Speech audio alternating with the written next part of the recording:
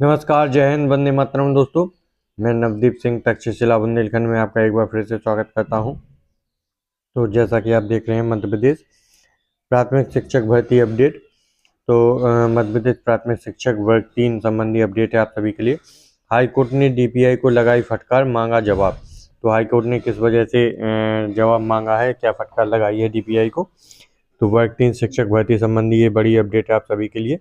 तो इस वीडियो को ज़्यादा से ज़्यादा लोगों तक लाइक करके शेयर जरूर कर दें।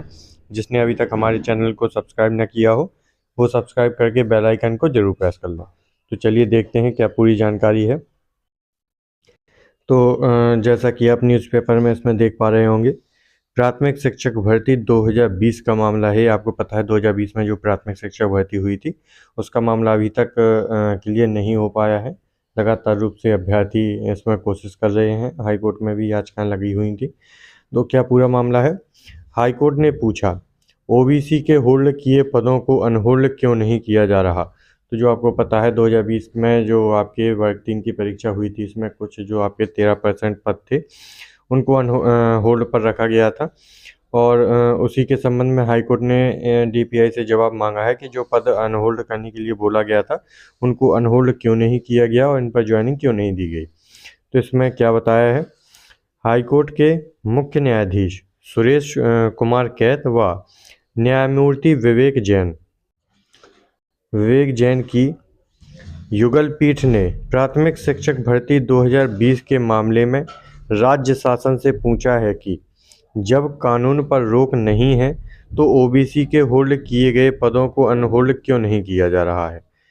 इस सिलसिले में राज्य प्रशासन, स्कूल शिक्षा विभाग व अन्य को नोटिस जारी किए गए।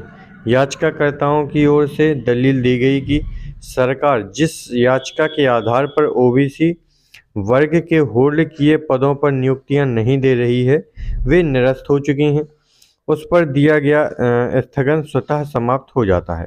तो इनके द्वारा याचिकाकर्ताओं की ओर से जो दलील दी गई कि सरकार जिस याचिका के आधार पर ओबीसी वर्ग के जो पद हैं वो होल्ड किए गए हुए हैं वो नियुक्तियाँ ही निरस्त नियुक्तियाँ नहीं दे रही है, और जिस याचिका के आधार पर होल्ड किए गए हैं नियुक्तियाँ नहीं दे रही है वे निरस्त हो चुकी हैं।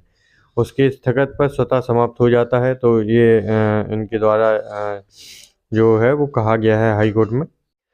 और क्या बताया गया, महाधिवक्ता कार्यालय द्वारा कोर्ट को अवगत कराया गया कि एक अन्य याचिका में 4 मई 2020 को पारित अंतरिम आदेश के कारण नियुक्तियां नहीं दी जा रही हैं। जो 4 मई 2020 का जो अंतरिम आदेश था उसकी वजह से जो नियुक्तियां हैं वो नहीं दी जा रही हैं।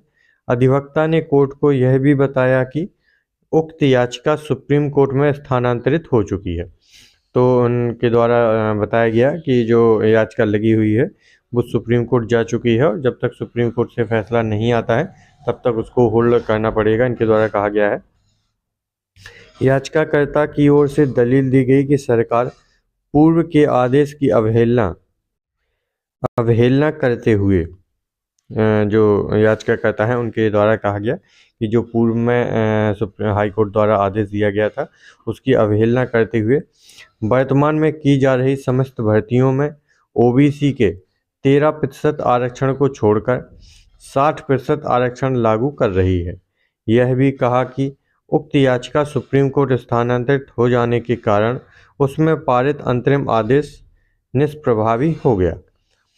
तो ये पूरा मामला था ओबीसी के जो आपके पद थे। आपको पता है वर्ग 3 में आपके 800 प्लस पद थे जो आपके होल्ड किए गए थे वर्ग 3 में।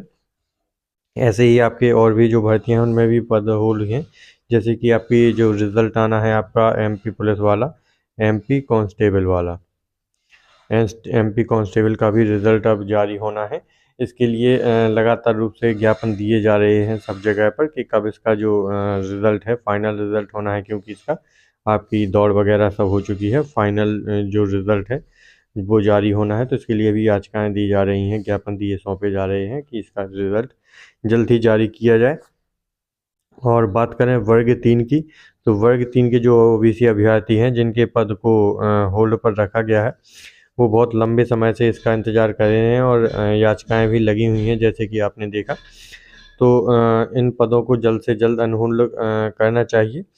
और अब ये आपको पता है कि जो मामला है ये वाला अब सुप्रीम कोर्ट जा चुका है।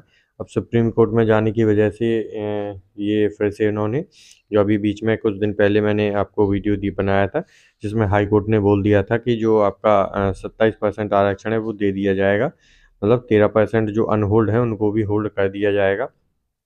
सॉरी, जो होल्ड है उनको भी हर अनहोल्ड करने का जो आदेश था वो जारी कर दिया गया था। उसके 1-2 दिन बाद ही जो ये वाली याचिका है वो सुप्रीम कोर्ट में दायर हो गई।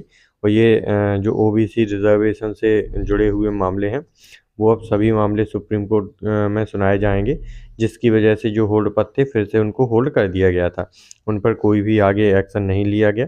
तो अब देखते हैं कि क्या सुप्रीम कोर्ट द्वारा आदेश दिया जाता है और इनको कब तक होल्ड पर रखा जाता है, क्योंकि आपको पता है कि 2020 के बाद 2020 के बाद 4 साल कंप्लीट हो चुकी हैं जब से भर्ती हुए, और अभी तक इन पदों को होल्ड पर रखा गया है।